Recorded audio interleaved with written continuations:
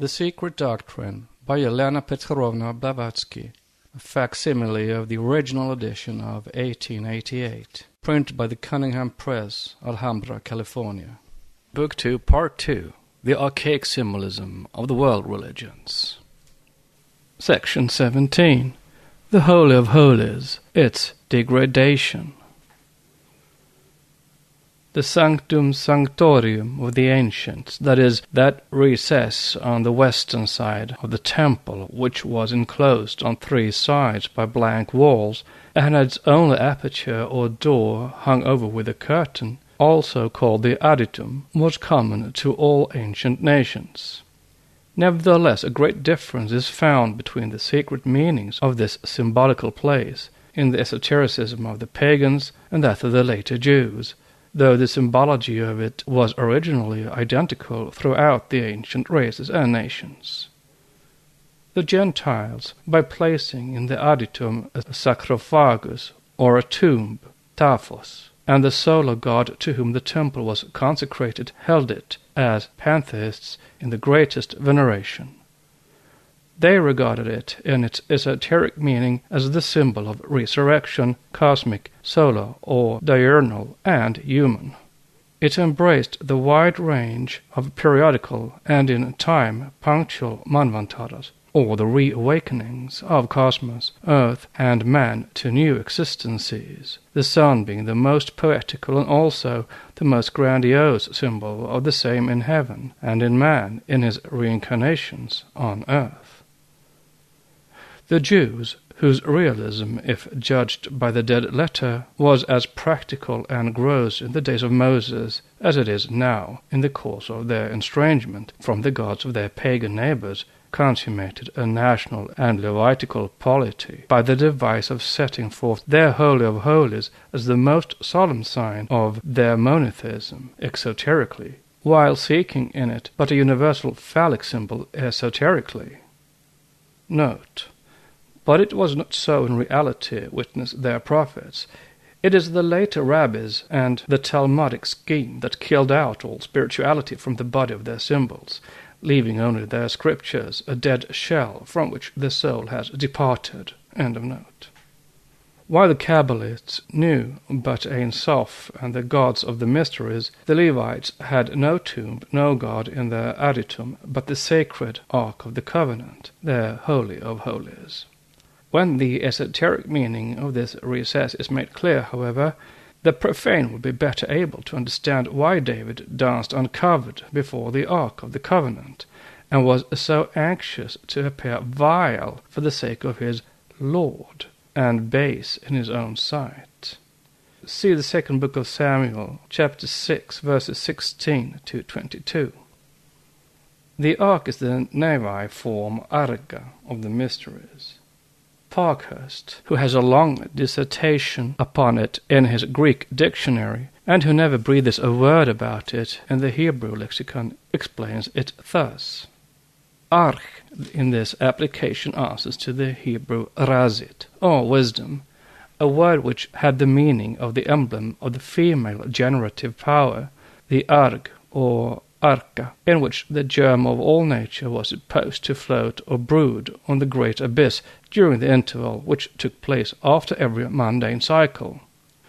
Quite so, and the Jewish Ark of the Covenant had precisely the same significance, with the supplementary addition that instead of a beautiful and chaste sarcophagus, the symbol of the matrix of nature and resurrection, as in the sanctum sanctorium of the pagans, they had the ark made still more realistic in its construction by the two cherubs set up on the coffer or ark of the covenant, facing each other with their wings spread in such a manner as to form a perfect yoni, as now seen in India.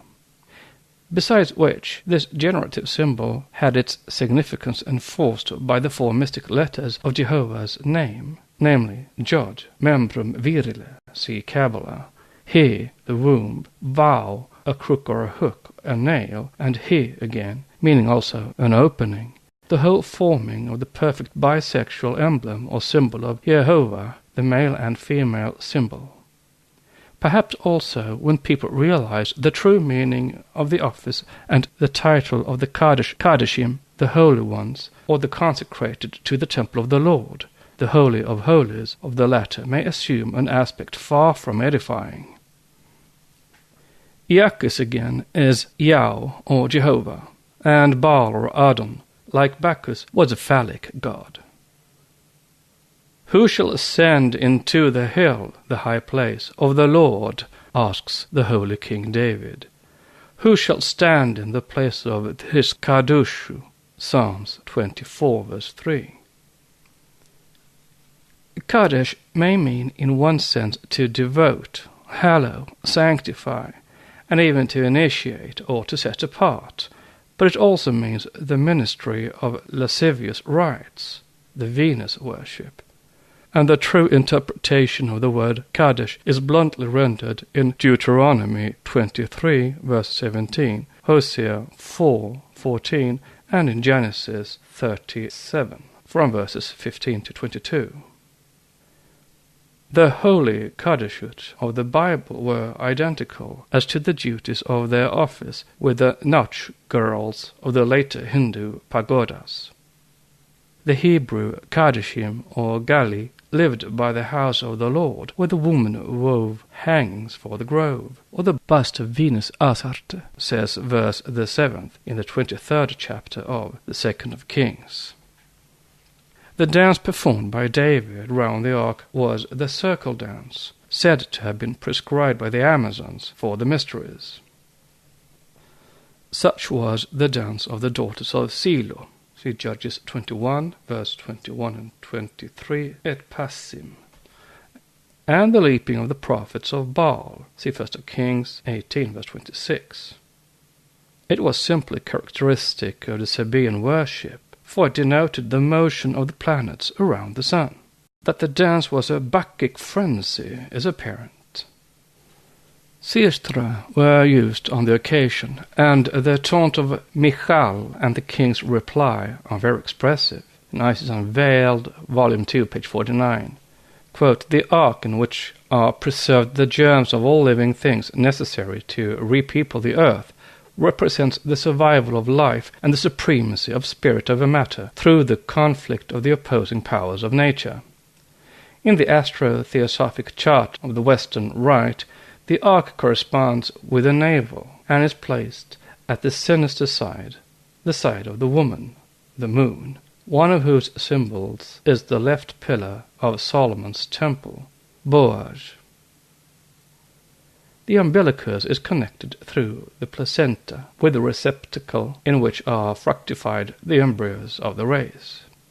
The ark is the sacred arka of the Hindus, and thus the relation in which it stands to Noah's ark may be easily inferred when we learn that the arga was an oblong vessel used by the high priests as a sacrificial chalice in the worship of Isis, Astarte, and Venus Aphrodite, all of whom were goddesses of the generative powers of nature or of matter, hence representing symbolically the ark containing the germs of all living things.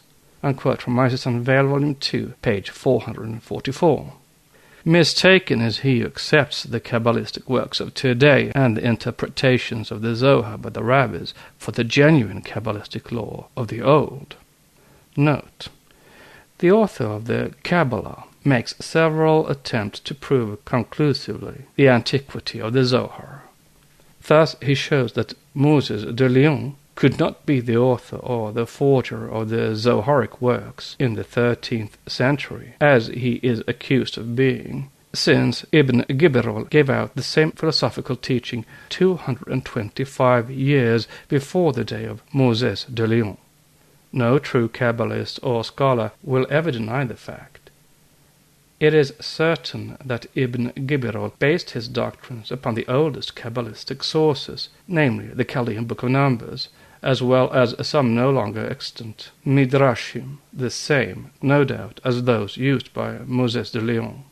But it is just the difference between the two ways of treating the same esoteric subjects which, while proving the enormous antiquity of the esoteric system, points to a decided ring of Talmudistic and even Christian sectarianism in the compilation and glossaries of the Zoharic system by Rabbi Moses. Ibn Gibraltar never quoted from the scriptures to enforce the teachings. Vide Haymayas Kabbalah, page 7. Moses de Lyon has made of the Zohar that which it has remained to this day, a run-in commentary on the books of the Pentateuch, from the same source, with a few later additions made by Christian hands. One follows the archaic esoteric philosophy, the other only that portion which was adapted to the lost books of Moses restored by Ezra. Thus, while the system or the trunk on which the primitive original Zohar was engrafted is of an immense antiquity, many of the later Zoharic offshoots are strongly colored by the peculiar views held by Christian Gnostics, Syrian and Chaldean, the friends and co-workers of Moses de Lyon who, as shown by Monk, accepted their interpretations. End of note.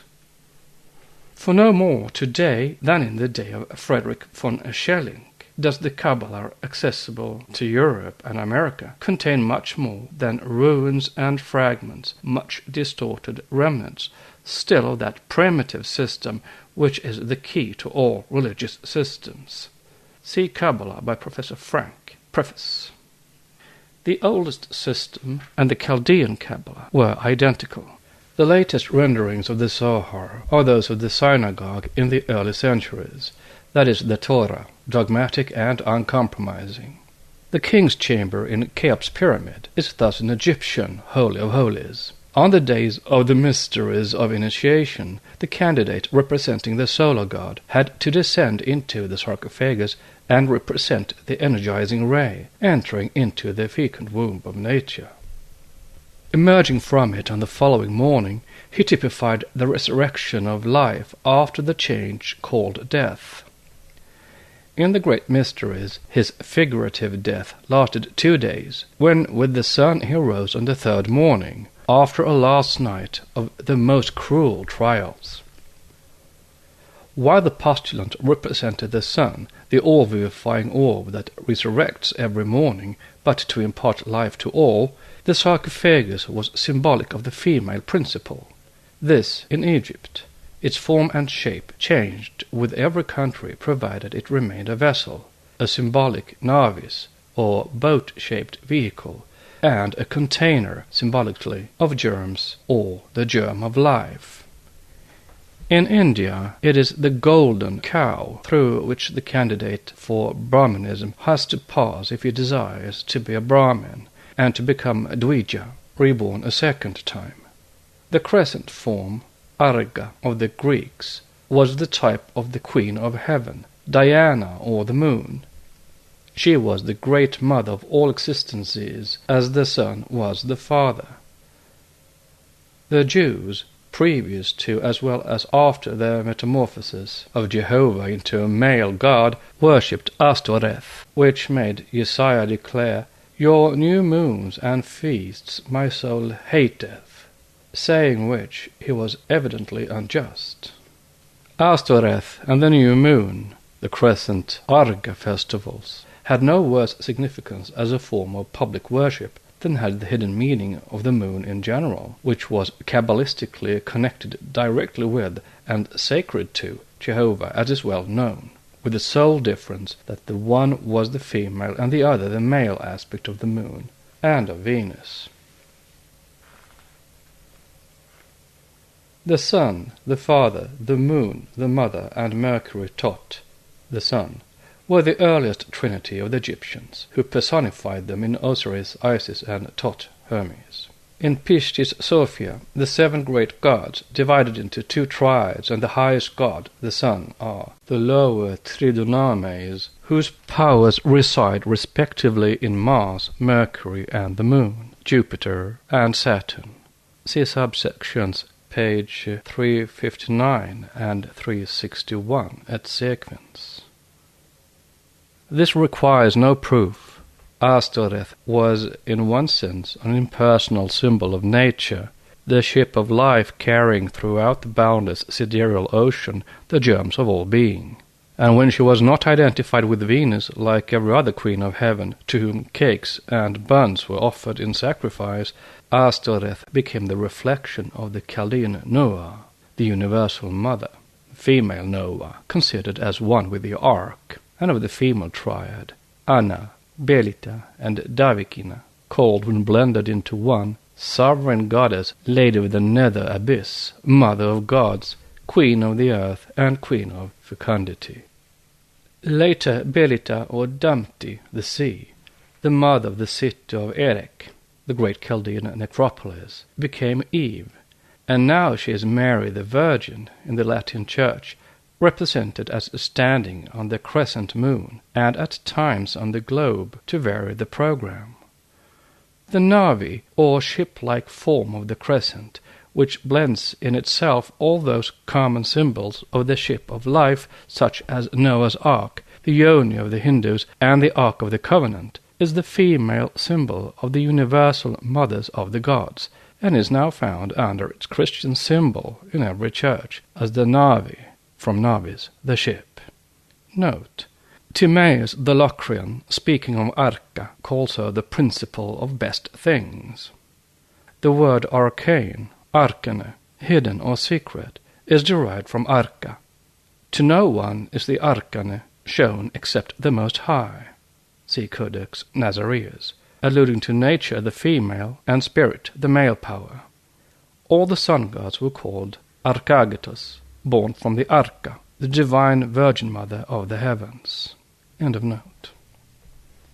The navis, the sidereal vessel, is fructified by the spirit of life, the male god, or, as the learned Keenly in his Apocalypsis calls it very appropriately, the Holy Spirit. In Western religious symbology, the crescent was the male, the full moon the female aspect of that universal spirit. The mystic word Alm, which the prophet Mahomet prefixed to many chapters of the Quran, alludes to her as the Alm, the Immaculate Virgin of the heavens, and the sublime ever falling into the ridiculous. It is from this root Alm that we have to derive the word Almeh, the Egyptian dancing girls. The latter are virgins, as the same type as the Notknis in India, and the female Kadeshim, the holy ones of the Jewish temples, those consecrated to Jehovah, who represented both sexes, whose holy functions in the Israelite fanes were identical with those of the Notknis. The Eustathius declared that Io means the moon, in the dialect of the Argians, and it was one of the names of the same in Egypt. Says Jablonski, Io, Egypti lunam, significat neco habent ili in communus sermonis usu, aliud nomen culunam, designant praeter Io. The pillar and circle, Io, now constituting the first decimal number, and which, with Pythagoras, was the perfect number contained in the Tetractys, became later a preeminently phallic number among the Jews foremost of all, with whom it is the male and female Jehovah. Note on Pythagoras. Because composed of 10 dots arranged triangularly in 4 rows, it is the tetragrammaton of Western Kabbalists. End of note. This is how a scholar explains it. I find on the Rosetta Stone of Hulaman the word mouth also in Sepharath, meaning the name of the moon used as a cycle of time, hence the lunar month from the hieroglyph representing a moon with a 5-pointed star and a circle with a dot in it as the determinant is given, as the Coptic Io. The Hebrew Yo may also be used as Io, for the letter Yao was used for O and for U, and for V or W. This before the Masorah, of which the dot was used as U over the letter and the dot under the letter as U, and without the dot V or W. Now I had worked it out by original search that the great distinctive function of the god named Jehovah was designative of the influence of the moon as a causative of generation, and as of its exact value as a lunar year in the natural measure of days, as you will fully see. And here comes the linguistic same word from a source far more ancient, meaning the Coptic, or rather from the old Egyptian in time of the Coptic, from a manuscript, unquote. This is the more remarkable when Egyptology compares this with the little which it knows about the Theban triad composed of Amun, Mut, and their son Khonshu. This triad was, when united, contained in the moon as their common symbol, and when separated it was Khonsu who was the god, Lunus being thus confounded with Thot and Phat. His mother, Mut, the name signifying mother, by the by, not the moon, which was only her symbol, is called the Queen of Heaven, the Virgin, etc., etc., as she is an aspect of Isis, Hathor, and other mother goddesses. She was less the wife than the mother of Amun, whose distinct title is the husband of his mother. In a statuette at Bulak, Cairo, this triad is represented, number 1981, Serapeum, Greek period, as a mummy god holding in his hand 3 different sceptres and bearing the lunar disk on his head, the characteristic tress of hair showing the design of representing it as that of an infant god, or the sun in the triad. He was the god of destinies in Thebes, and appears under 2 aspects, one as Khonshu, the lunar god and lord of Thebes, Noferhotpu, he who is in absolute repose, and 2 as Khonshu Iri Shukru, or Khonsu who executes destiny, the former preparing the events and conceiving them for those born under his generative influence, the latter putting them into action. See Maspero's definitions. Under theogonic permutations, Ammon becomes Horus, or Ramon, and Mut Isis is seen circling him in a statuette of the Saitic period, Abydos. In his turn, in the transformed triad, Khonshu becomes Totlunus, he who operates salvation. His brow is crowned with the head of an ibis, decorated with a lunar disk, and the diadem called Yotef. Now all these symbols are certainly found reflected in, some believe them identical with, the Yahweh, or Jehovah of the Bible. This will be made plain to anyone who reads the Source of Measures, or Hebrew-Egyptian mystery, and understands the undeniable, clear and mathematical proofs that the esoteric foundations, or the system used in the building of the Great Pyramid, and the architectural measurements in the Temple of Solomon, whether the latter be mythical or real, Noah's Ark and the Ark of the Covenant are the same. If anything in the world can settle the dispute that the old as much as the later Jews, post-Babylonian, and especially the former, built their theogony and religion on the very same foundation as all pagans did, it is the work in question. And now it may be as well to remind the reader of that which was said of IAO in our work Isis Unveiled. Quote, no other deity affords such a variety of etymologies as Jahu, nor is there any name which can be so variously pronounced. It is only by associating it with the Masoretic points that the later rabbins succeeded in making Jehovah read Adonai, or Lord, as Philobiblus spells it in Greek letters, Yevu. Theodore says that the Samaritans pronounced it Yaheh, Yara, and the Jews Yahoo, which would make it, as we have shown, I-A-O. Diodorus states that among the Jews they relate that Moses called the god Yao. It is on the authority of the Bible itself, therefore, that we maintain that before his initiation by Jethro, his father-in-law, Moses had never known the word Jahu. Unquote. Note. The student must be aware that Jethro is called the father-in-law of Moses, not because Moses was really married to one of his 7 daughters. Moses was an initiate, if he ever existed, and as such an ascetic, a Nazar, and could never be married. It is an allegory like everything else. Sipra, the Shining, is one of the personified occult sciences given by Revel Jethro, the Median priest initiator to Moses, his Egyptian pupil. The well by which Moses sat down in his flight from the Pharaoh symbolizes the well of knowledge. End of note. The above receives corroboration in a private letter from a very learned Kabbalist. In stanza 4 and elsewhere it is stated that exoterically Brahma, neuter, so flippantly and so often confused by the Orientalists with Brahma, the male, is sometimes called Kalahansa, swan in the eternity, and the esoteric meaning of Aham Sa is given. I am he, so Ham being equal to Sa, he, and Aham, I, a mystic anagram and permutation. It is also the four-faced Brahma, the Chaturmukha, the perfect cube forming itself within and from the infinite circle, and again the use of the 1, 3, 5, and twice 7 equals 14, as the esoteric hierarchy of the Dhyan Kochans is explained. On this, the said correspondent comments in this way, quote, of the 1, 3, 5, and twice 7, intending and very specially 13,514, which in a circle may be read as 31415 or pi value, I think there cannot be a possibility of doubting, and especially when considered with symbol marks on sakra, chakra, or circle of Vishnu. Note, in Hebrew the phallic symbol lingam and yoni. End of note. But let me carry your description a step further. You say the 1 from the egg, the 6, and the 5, see stanza 4, book 1. Give the numbers 1065, the value of the firstborn.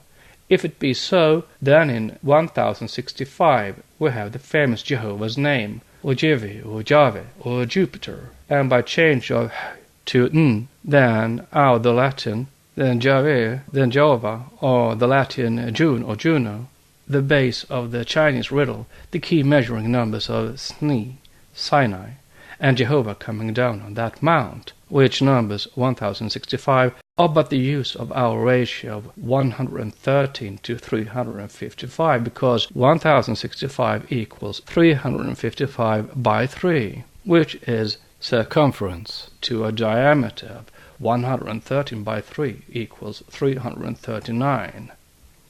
Thus the firstborn of Brahma, Prajapati, or any demiurgus, indicates a measuring use of a circular relation taken from the chakra, or Vishnu, and, as stated above, the divine manifestation takes the form of life and the firstborn. It is a most singular thing.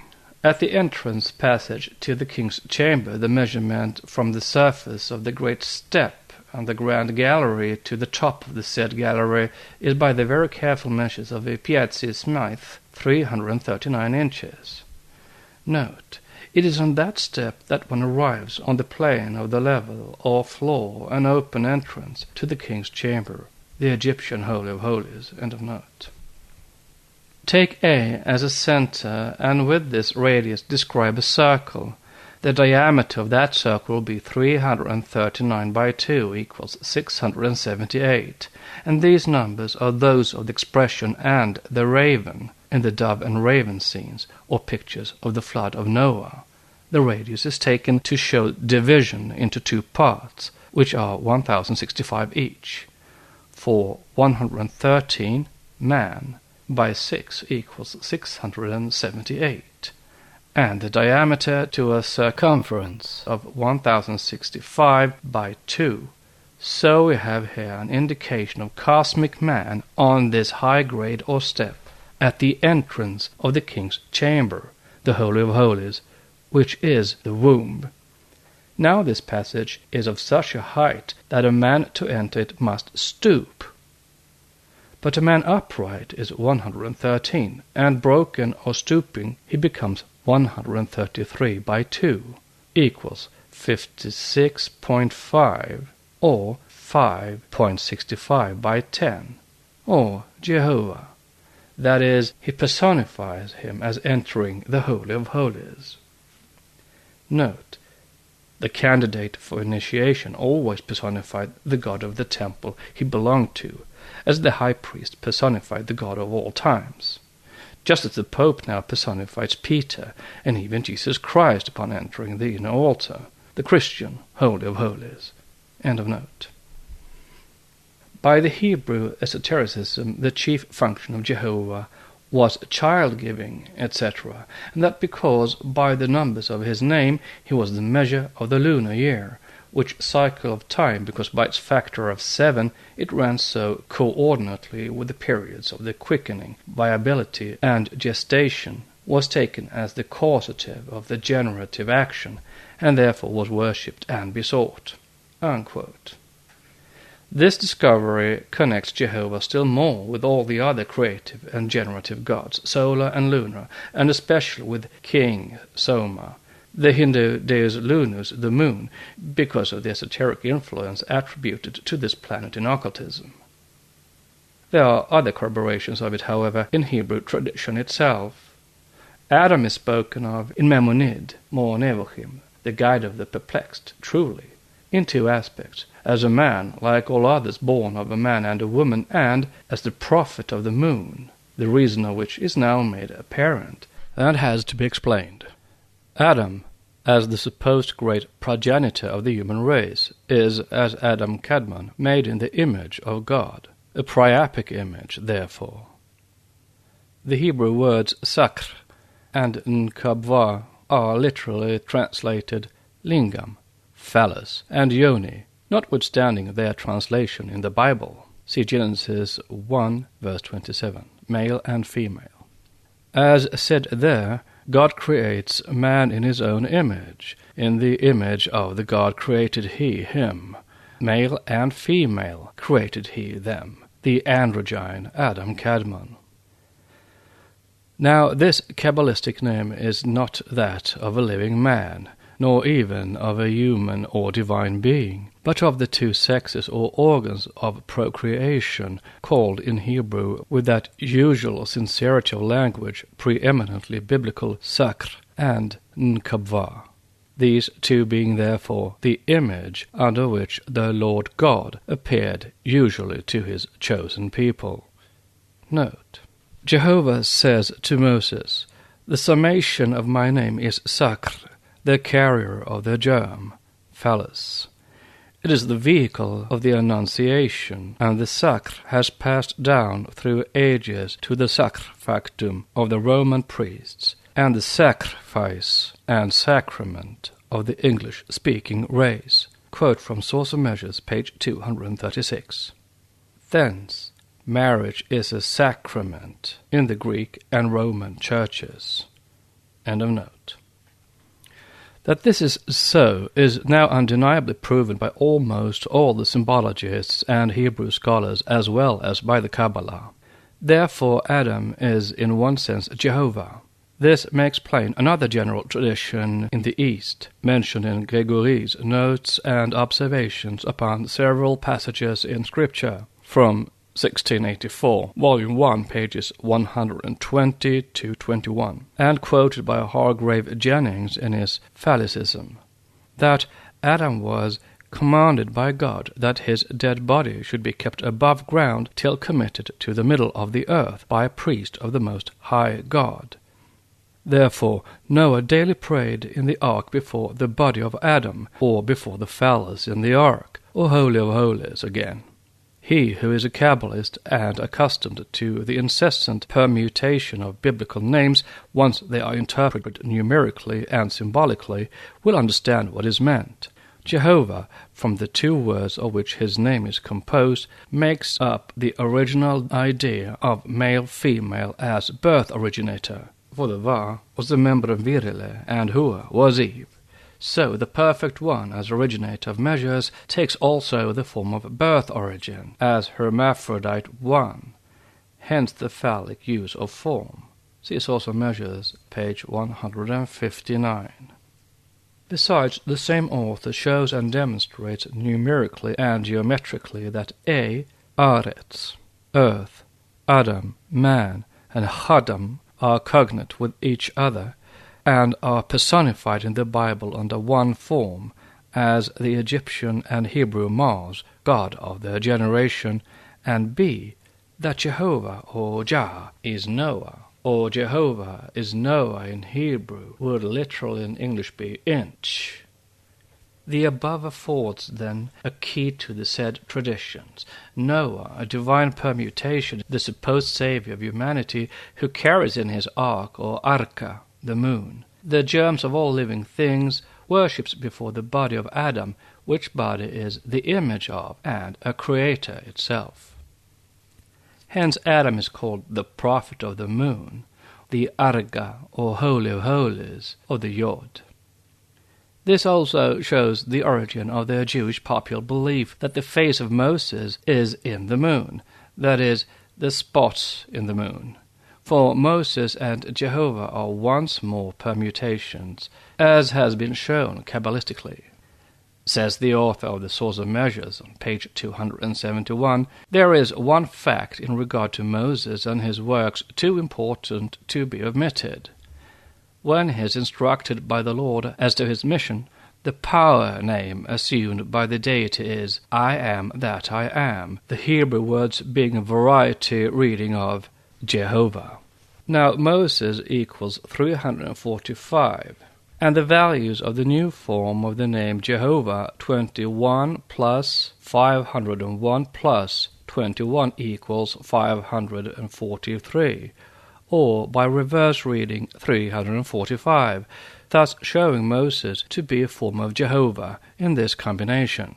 21 divided by 2 equals 10.5, or reversed 501, so that the Asher, or the that in I am that I am, is simply a guide to use of 21 or 7 by 3. 501 squared equals 251 plus a very valuable pyramid number, etc., etc. For a clearer explanation for the benefit of non-Kabbalists, we put it thus. I am that I am is in Hebrew Ahyeh, which are the numbers 5, 10, 5, 1. Asher, numbers 200, 300, and 1. Ahyeh, 5, 10, 5, and 1 again.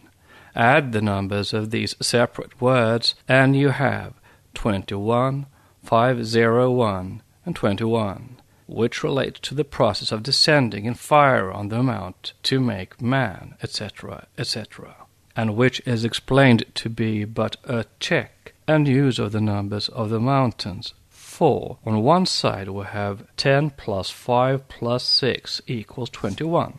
Down the middle, 501, and on the other side, 6 plus 5 plus 10 equals 21, from the same author. Vide section 22, the symbolism of the mystery name Yahweh.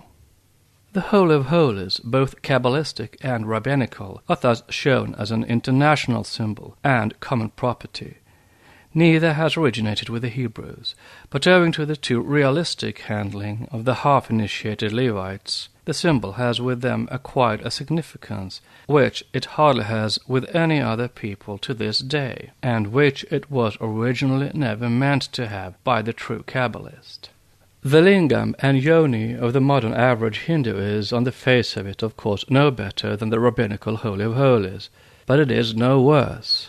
And this is a point gained on the Christian traducers of the Asiatic religious philosophies.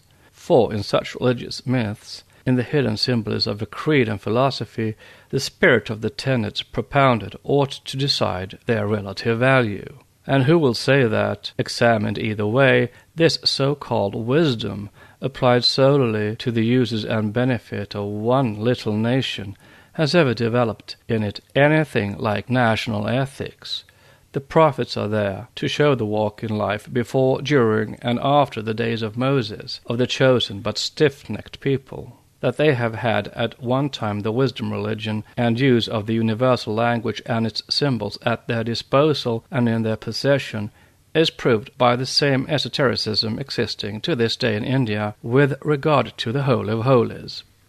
This, as said, was and still is the passage through the golden cow in the same stooping position as the one shown in the gallery of the pyramid, which identified man with Jehovah in Hebrew esotericism. The whole difference lies in the spirit of interpretation. With the Hindus, as with the ancient Egyptians, that spirit was and is entirely metaphysical and psychological. With the Hebrews, it was realistic and physiological. It pointed to the first sexual separation of the human race, Eve giving birth to Cain Jehovah, as shown in the Source of Measures. to the consummation of terrestrial physiological union and conception, as in the allegory of Cain shedding Abel's blood, Habel, the feminine principle, and childbearing, a process shown to have begun in the third race, or with Adam's third son, Set, with whose son Enoch men began to call themselves Jehovah or Jehovah, the male Jod and Hava or Eve, to it, male and female beings. Note: in the 4th chapter of Genesis, verse 26, it is mistranslated, as he called his name Enos, man. Then began men to call upon the name of the Lord, which has no sense in it, since Adam and the others must have done the same. End of note. Thus the difference lies in the religious and ethical feeling, but the two symbols are identical. There is no doubt that, with the fully initiated Judean Tanaim, the inner sense of the symbolism was as holy in its abstraction as with the ancient Aryan Dvijas. The worship of the god in the ark dates only from David, and for 1,000 years Israel knew of no phallic Jehovah. And now the old Kabbalah, edited and re-edited, has become tainted with it. With the ancient Aryans, the hidden meaning was grandiose, sublime, and poetical, however much the external appearance of their symbol may now militate against the claim. The ceremony of passing through the Holy of Holies, now symbolized by the cow, in the beginning through the temple Hiranyagarbha, the radiant egg, in itself a symbol of universal, abstract nature, meant spiritual conception and birth, or rather the rebirth of the individual and his regeneration. The stooping man at the entrance of the Sanctum Sanctorium, ready to pass through the matrix of Mother Nature, or the physical creature ready to re-become the original spiritual being, prenatal man. With the Semite, that stooping man meant the fall of spirit into matter, and that fall and degradation were apotheosized by him with the result of dragging deity down to the level of man.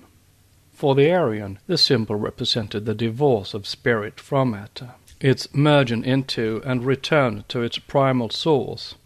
For the Semite, the wedlock of spiritual man with the marital female nature, the physiological being taking preeminence over the psychological and the purely immaterial. The Aryan views of the symbolism were those of the whole pagan world. The Semite interpretations emanated from and were preeminently those of a small tribe, thus marking its national features and the idiosyncratic defects that characterize many of the Jews to this day: gross realism, selfishness, and sensuality. They had made a bargain through their father Jacob with their tribal deity, self-exalted above all others, and a covenant that his seed shall be as the dust of the earth, and that deity could have no better image henceforth than that of the symbol of generation, and as representation a number and numbers. Carlyle has wise words for both these nations. While the Hindu-Aryan, the most metaphysical and spiritual people on earth, religion has ever been, in his words, an everlasting lodestar that beams the brighter in the heavens the darker here on earth grows the night around him. The religion of the Hindu detaches him from this earth.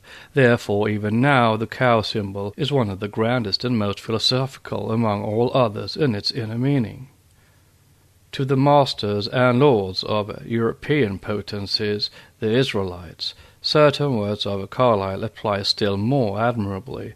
For them religion is a wise, prudential feeling grounded on mere calculation, and it was so from its beginnings. Having burdened themselves with it, Christian nations feel bound to defend and poetize it at the expense of all other religions. But it was not so with the ancient nations. For them the passage, entrance, and the sarcophagus in the king's chamber meant regeneration, not generation. It was the most solemn symbol, a holy of holies indeed, wherein was created immortal hierophants and sons of God, never mortal men and sons of lust and flesh, as now in the hidden sense of the Semite Kabbalist. The reason for the difference in the views of the two races is easy to account for. The Aryan Hindu belongs to the oldest races now on earth, the Semite Hebrew to the latest. One is nearly 1 million years old. The other is a small subrace some 8,000 years old, and no more. Note, strictly speaking, the Jews are an artificial Aryan race, born in India and belonging to the Caucasian division. No one who is familiar with the Armenians and the Parsis can fail to recognize in the three the same Aryan Caucasian type. From the 7 primitive types of the fifth race, there now remain on earth but 3. As Professor W. H. Flower aptly said in 1885, I cannot resist the conclusion so often arrived at by various anthropologists, that the primitive man, whatever he may have been, has in the course of ages diverged into 3 extreme types, represented by the Caucasian of Europe, the Mongolian of Asia, and the Ethiopian of Africa, and that all existing individuals of the species can be ranged around these types. Unquote from the President's address at the Anthropological Institute of Great Britain, etc. Considering that our race has reached its 5th subrace, how can it be otherwise? End of note. But phallic worship has developed only with the gradual loss of the keys to the inner meaning of religious symbols, and there was a day when the Israelites had beliefs as pure as the Aryans have. But now Judaism, built solely on phallic worship, has become one of the latest creeds in Asia, and theologically a religion of hate and malice toward everyone and everything outside themselves. Philo-Judaeus shows what was the genuine Hebrew faith. The sacred writings, he says, prescribe what we ought to do, commanding us to hate the heathen and their laws and institutions. They did hate Baal or Bacchus worship publicly, but left its worst features to be followed secretly, and it is with the Talmudic Jews that the grand symbols of nature were the most profaned. With them, as now shown by the discovery of the key of the correct Bible reading, geometry, the 5th divine science, 5th because it is the 5th key in the series of the 7 keys to the universal esoteric language and symbology, was desecrated, and by them applied to conceal the most terrestrial and grossly sexual mysteries, wherein both deity and religion were degraded. We are told that it is just the same with our Brahma Prajapati, with Osiris and all other creative gods. Quite so, when their rites are judged exoterically and externally. The reverse when their inner meaning is unveiled, as we see. The Hindu lingam is identical with Jacob's pillar, most undeniably. But the difference, as said, seems to consist in that the esoteric significance of the lingam was too truly sacred and metaphysical to be revealed to the profane and the vulgar. Hence its superficial appearance was left to the speculations of the mob. Nor would the Aryan Hierophant and Brahmin, in their proud exclusiveness and the satisfaction of their knowledge, go to the trouble of concealing its primeval nakedness under cunningly devised fables. Whereas the rabbi, having interpreted the symbol to suit his own tendencies, had to veil the crude significance, and this served a double purpose, that of keeping his secret to himself, and of exalting himself in his supposed monotheism over the heathen, whom his law commanded him to hate. Note: whenever such analogies between the Gentiles and the Jews, and later the Christians, were pointed out, it was the invariable custom of the latter to say that it was the work of the devil who forced the pagans to imitate the Jews for the purpose of throwing a slur on the religion of the one true living God. To this Faber says very justly, some have imagined that the Gentiles were servile copyists of the Israelites, and that each point of similitude was borrowed from the Mosaical institutes. But this theory will by no means solve the problem, both because we find the very same resemblance in the ceremonies of nations far different from Palestine as we do in the rites of those who are in its immediate vicinity, and because it seems incredible that all should have borrowed from one which was universally disliked and despised. Unquote from Pagan Idolatry, Volume 1, page 104, end of note. A commandment now gladly accepted by the Christian too, in spite of another and later commandment, love each other. Both India and Egypt had and have their sacred lotuses, symbolic of the same Holy of Holies. The lotus growing in the water, a double feminine symbol, the bearer of its own seed and root of all. Viraj and Horus are both male symbols, emanating from androgyne nature, one from Brahma and his female counterpart Vak, the other from Osiris and Isis, never from one infinite God. In the Judeo-Christian system it is different. Whereas the lotus containing Brahma, the universe, is shown growing out of Vishnu's navel, the central point in the waters of infinite space, and whereas Horus springs from the lotus of the celestial Nile, all these abstract pantheistic ideas are dwarfed, are made terrestrially concrete in the Bible. One is almost inclined to say that in the esoteric they are grosser and still more anthropomorphic than in their exoteric rendering. Take as an example the same symbol, even in its Christian application, the lilies in the hand of the Archangel Gabriel. See Luke 1:28. In Hinduism, the Holy of Holies is a universal abstraction whose dramatis personae are infinite spirit and nature.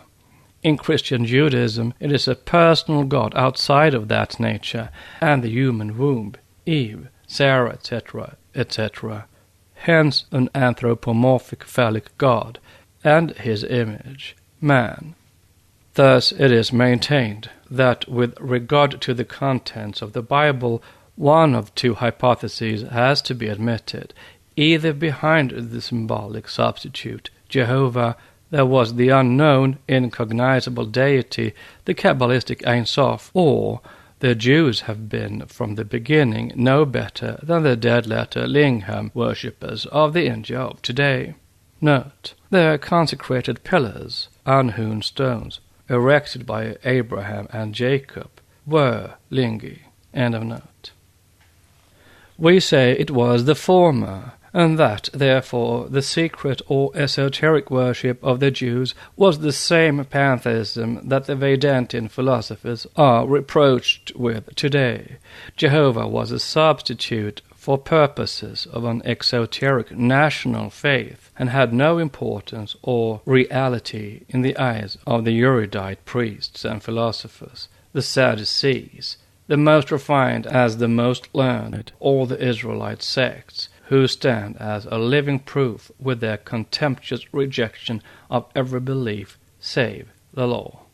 For how could those who invented the stupendous scheme known as the Bible, or their successors who knew, as all Kabbalists do, that it was so invented for a popular blind, how could they, we ask, feel reverence for such a phallic symbol and a number as Jehovah is shown most undeniably to be in the Kabbalistic works? How could anyone worthy of the name of a philosopher, and knowing the real secret meaning of their pillar of Jacob, their Bethel, oil-anointed Phalli, and their brazen serpent, worship such gross symbol and minister unto it, seeing in it their covenant, the Lord himself? Let the reader turn to Gemara Sanhedrin and judge. As various writers have shown, and as brutally stated in Hargrave Jennings' Phallicism on page 67, we know from the Jewish records that the ark contained a table of stone.